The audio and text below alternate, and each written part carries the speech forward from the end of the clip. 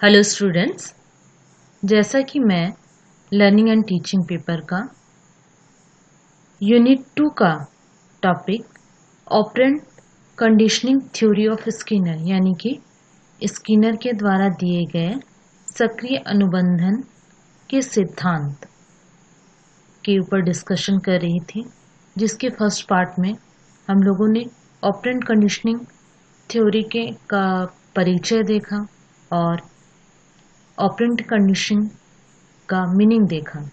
तो आज हम लोग इसका सेकंड पार्ट मैं डिस्कस करूंगी, जिसमें स्किनर के द्वारा जो एक्सपेरिमेंट किया गया उसके बारे में डिस्कशन करेंगे। तो चलिए स्टार्ट करते हैं। स्किनर ने सक्रिय अनुबंधन या क्रिया प्रस्तुत यानी कि operant conditioning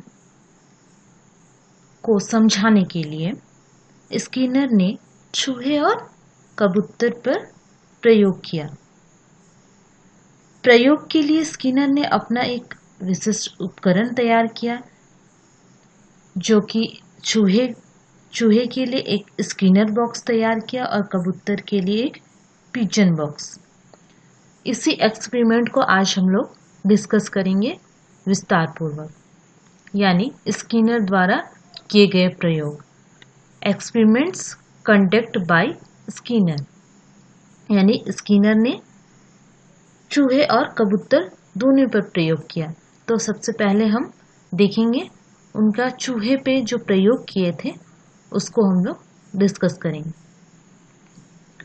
Skinner box 12 inch का एक बॉक्स था, यानी कि स्किनर ने जो बॉक्स तैयार किया था चूहे के प्रयोग के लिए, उसका इंच कितने लंबाई का था? वो 12 इंच का था।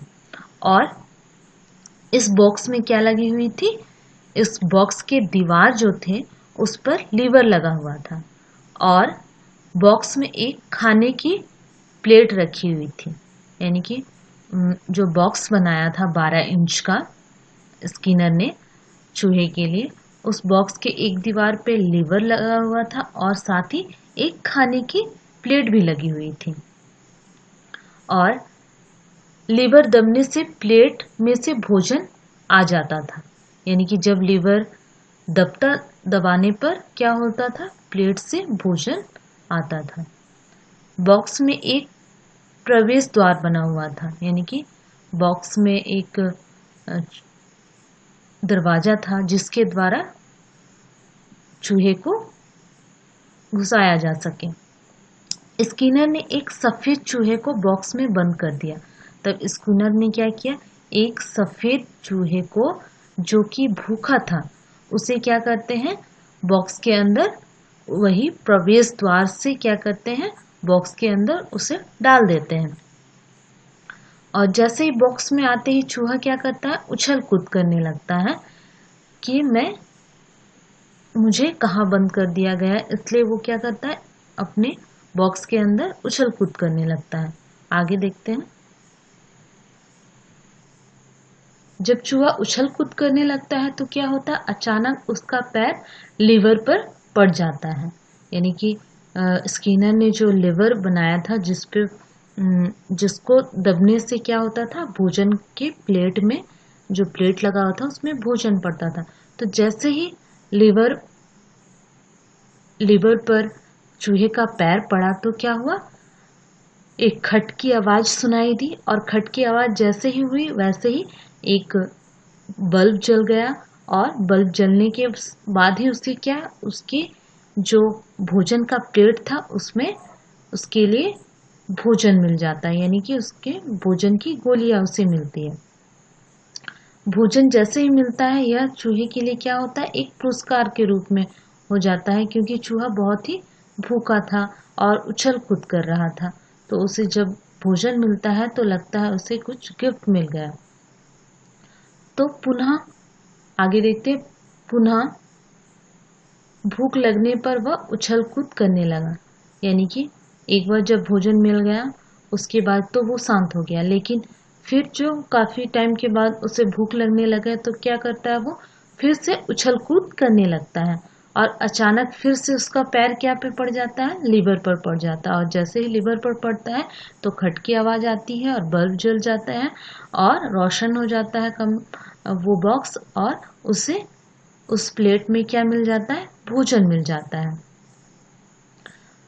अब चूहे ने लीवर के आसपास ही उछल कूद, जब उस चूहे ने ये देखा, ये समझा कि लीवर पर पैर पड़ने पर क्या होता है, मुझे भोजन मिलता है, तो चूहा क्या किया, लीवर के आसपास ही उछल कूद करना शुरू कर दिया। और जैसे ही वह उछल कूद करता था तो वो उसका पैर क्या होता था, लीवर पर पड़ जाता था और खट की आवाज आती थी और उसे भोजन मिल जाता था। तो इस प्रकार भोजन मिलने से चूहे की क्या इच्छा शांत हो जाती थी, यानी कि उसको पुरस्कार मिल जाता था, उसे गिफ्ट के भोजन के रूप में एक गिफ्ट मिलता था, जिससे क्या होता था, उसकी इच्छा की पूर्ति होती थी। इस प्रकार स्किनर ने देखा कि भूख मिटाने से चूहे को पुनर्बलन मिला, यानी कि स्किनर जब ये प्रयोग किए तो उन्होंने ये देखा कि जैसे ही चूहे का भूख मिटता था तो उसको रिइंफोर्समेंट मिलता था और धीरे धीरे क्या होता था, उसके बाद लीवर दबाकर भोजन प्राप्त करने का एक तरीका सीख गए। और इसी प्रकार जब जब उसे रिइंफोर्समेंट मिलता था, पुनर्बलन मिलता था, तो धीरे धीरे वो क्या सीख गया कि लीवर दबाकर भोजन को मुझे प्राप्त करना है, ये वो सीख गया। इस प्रकार स्किनर ने चूहे पर प्रयोग करके ये बताया कि किस प्रकार अनुबंधन की क्रिया सक्रिय होकर अनुबंधन द्वारा क्या हुआ, चूहे को भोजन प्राप्त करना वो सीख गया। नेक्स्ट एक्सपेरिमेंट देखते हैं हम लोग। दूसरा प्रयोग यानी कि सेकंड एक्सपेरिमेंट स्किनर ने कबूतर पर किया, और इसने किस प्रकार कबूतर पर प्रयोग किया उसे देखते हैं। चलिए, स्किनर ने कबूतर पर प्रयोग करने के लिए सबसे पहले क्या, पिजन बॉक्स बनाया, और जिसे पिजन पेटिका या पिजन बॉक्स कहा गया। और इस पिजन पेटिका में क्या किया, एक दीवार पर कबूतर के सिर की ऊंचाई पर एक बटन लगा दिया। देखा गया कि इतनी ऊंचाई पर बटन लगाया गया जिससे कि कबूतर का चोंच पहुंच सके, मतलब उसका सिर की ऊंचाई तक वो बटन पहुंच सके, ताकि वो आसानी से जो प्रक्रिया स्किनर करना चाहते थे वो अच्छी तरीके से कर लें। आगे देखते हैं। बटन पर चोंच मारने से थोड़े से दाने नीचे रखे प्लेट में आ जाते थे, यानी कि जैसे ही कबूतर जो था, जिसे बॉक्स में बंद कर दिया था एक भूखे कबूतर को, वो जैसे ही प्लेट पर उस बटन पर चोंच मारते थे तो क्या होता था, प्लेट पर रखे प्लेट जो था उसके नीचे उस पर खाने के दाने आ जाते थे। और साथ ही बॉक्स में क्या थी, प्रकाश की व्यवस्था थी, यानी कि लाइट लगी हुई थी, और लाल रंग का प्रकाश जब बटन पर पड़ता था तो चोंच मारने पर भोजन मिलता था। उन्होंने इस प्रकार का बॉक्स तैयार किया था जिसमें लाइट की व्यवस्था थी, और जो बटन लगा हुआ था उस पर क्या किया जाता था, जब लाल रंग का प्रकाश आता था तो उस लाल रंग के प्रकाश को देखकर क्या करता था, कबूतर चोंच मारता था। जैसे ही वो चोंच मारता था तो क्या होता था, उसे भोजन मिलता था। और नीले रंग का प्रकाश पड़ने पर भोजन नहीं मिलता था, यानी कि जो बटन है उस पर अगर नीले रंग का प्रकाश पड़ता था तो लाइट पड़ता था, और तब वो चोंच मारता था तो उसे भोजन नहीं मिलता था। लेकिन जब उस पर लाल रंग का प्रकाश पड़ता था, यानी कि लाल रंग की लाइट पड़ती थी, तो क्या होता था, उसे भोजन मिलता था। आगे देखते हैं।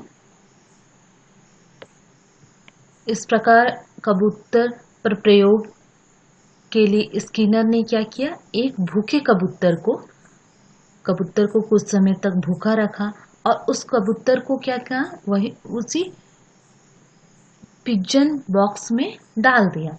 और जैसे ही पिजन बॉक्स में कबूतर को डाला गया तो कबूतर क्या किया, इधर उधर चोंच मारने लगा। और जब लाल रंग की रोशनी जब उस बटन पर पड़ी तब वो चोंच मारा तो उसे क्या हुआ, भोजन मिल गया और कबूतर उस भोजन को खा लिया। और जब कभी नीली रोशनी पड़ती थी, यानी कि ब्लू रंग का लाइट उस पर पड़ता था, तो अगर वो चोंच मारता था तो वो उसे भोजन नहीं मिलता था, तो वो थोड़ा कंफ्यूज हो जाता था कि क्यों भोजन नहीं मिल रही है।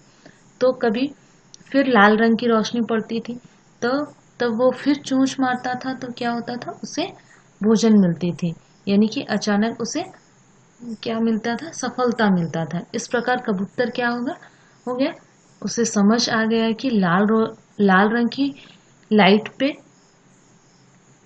चोंच मारने पर, लाल रंग की लाइट जब पड़ती है बटन पर तो चोंच मारने पर क्या मिलता है, भोजन मिलता है। इस प्रकार वो चोंच मारकर भोजन प्राप्त करना सीख गया, यानी कि भोजन की प्राप्ति के ने पुनर्बरण की भूमिका निभाई, यानी कि जैसे ही भोजन उसे मिलता था तो उसे रिफोर्समेंट मिलता था, यानी कि वो समझ जाता था कि हाँ, अब मुझे इस प्रकार से क्रिया करेंगे तो मुझे भोजन प्राप्त मिलेगी। तो इस प्रकार जैसे ही बटन पर लाल रंग की लाइट पड़ती थी तो वो भोजन के लिए चोंच मारता था और उसे भोजन मिल जाती थी और वो उसे खाकर तृप्त हो जाता था। इस प्रकार स्किनर ने इन दोनों प्रयोगों के द्वारा क्या बताने की कोशिश की गई कि क्रिया प्रसूत या सक्रिय अनुबंधन को बताने की कोशिश की, ताकि उन्होंने ये भी निष्कर्ष निकाला कि सीखने संबंधी व्यवहार से ही क्या होता है, सक्रिय अनुबंधन के द्वारा ही सीखने संबंधी व्यवहार संचालित होता है। अगर अनुबंधन नहीं होता, सक्रिय अनुबंधन नहीं होता तो सीखने की क्रिया नहीं हो पाती। इस प्रकार उन्होंने व्यवहार और अनुक्रिया के लिए बहुत हद तक सक्रिय व्यवहार को ही ये माना कि सक्रिय व्यवहार के द्वारा ही क्या होता है, सक्रिय अनुबंधन संचालित होती है और वो जो सब्जेक्ट होता है वो उस चीज को सीख जाता है। इस प्रकार स्किनर ने अपने प्रयोग द्वारा